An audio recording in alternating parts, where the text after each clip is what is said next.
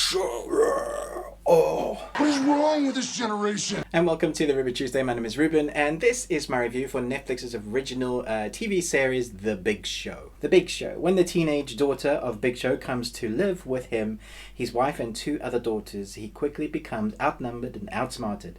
Despite being 7 feet tall and weighing 400 pounds, he is no longer the center of attention. So if you are a wrestling fan, you will know, no doubt, that this series was coming out, and you might have been tentatively excited to see what this was about, whether it was going to be any good. First impressions of this show is that it is seriously cringy. That was my first impressions when it first started. I felt like it belonged in the 90s sitcom era with the canned laughter, the kind of bad scripting. And I felt it was a bit of a slog because it reminded me of all those old shows, but I'm not sure whether it fitted the kind of comedy that we're used to now. And I would say this is definitely, it's a U, so it's all ages, so it's definitely catered at a young family, and so I might not be the original demographic, but I have to say I do like seeing The Big Show.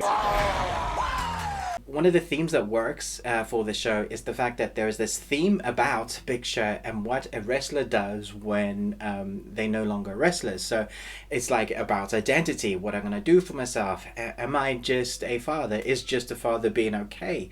And what can I do? Are people having expectations of me going into the film universe or that kind of thing? And I think I really liked that theme, finding yourself, finding identity, recreating yourself. I think is a theme that a lot of us can relate to in somewhat. So that theme that threads throughout the 8 episodes, which are about 25 minutes long, works quite well. And there are quite, say, a couple of emotional moments where I thought, okay, that's quite touching. They're getting a little deeper. Unfortunately, for the most part, the acting isn't great. The lines that are delivered feels like they're in front of a live studio audience. As far as I can tell, it wasn't, although there were a couple of times where I felt it might have been, but most of the time it's just canned laughter on canned laughter, and the stuff that was meant to be funny I wasn't laughing at. I think I sniggered twice. I watched one particular episode with my 14-year-old son, and I asked him if he found it was funny, and he said no, but it was humorous. So as you get younger,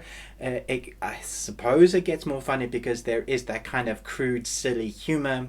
One of the things that I really hate about shows like this is that they make kids talk like adults or in ways that they don't talk like, and so that always takes me out of it. If they wrote the script that was more I guess real for how kids actually speak, and I know kids speak differently throughout the generations, and wherever you are in the world according to your culture, how you are is different, but there is this kind of a law that you learn as you grow up, and so as you reach different mediums in your age group or your age bracket, you speak differently because that's the way things are. I mean, I guess it depends on your culture and it depends on your learning, but there is just this thing that sometimes you get with an American TV series especially, where they make kids talk in a way that just comes off like, wait a minute, would you actually say that in real life? And I got that a lot of the time. There were moments where I felt like this series really hit a good beat, when they were being more family, when it felt more natural. There's a particular moment right towards the end that I thought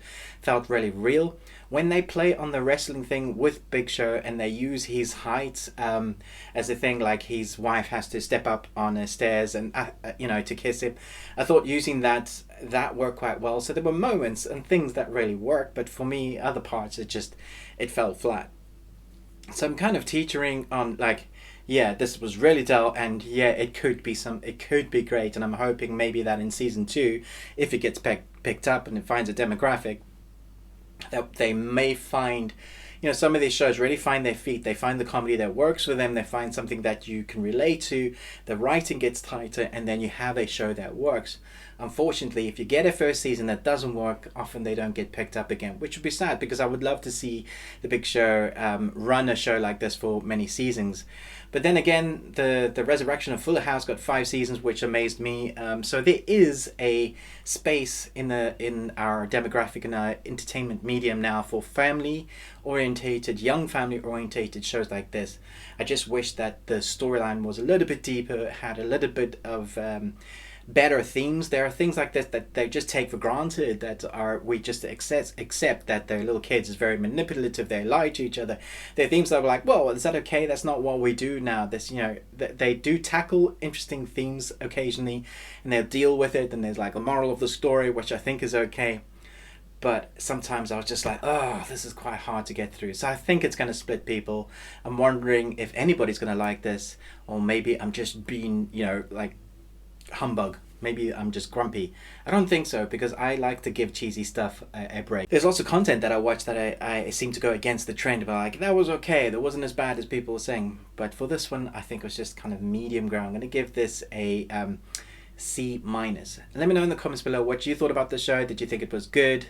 I like Big Show in this. Do you think it should get a second season, or do you think it was just a cringe fest? I'd be eager to talk to you guys about that. Thanks so much for watching this review, but most of all, until next time, remember, live long and Tuesday.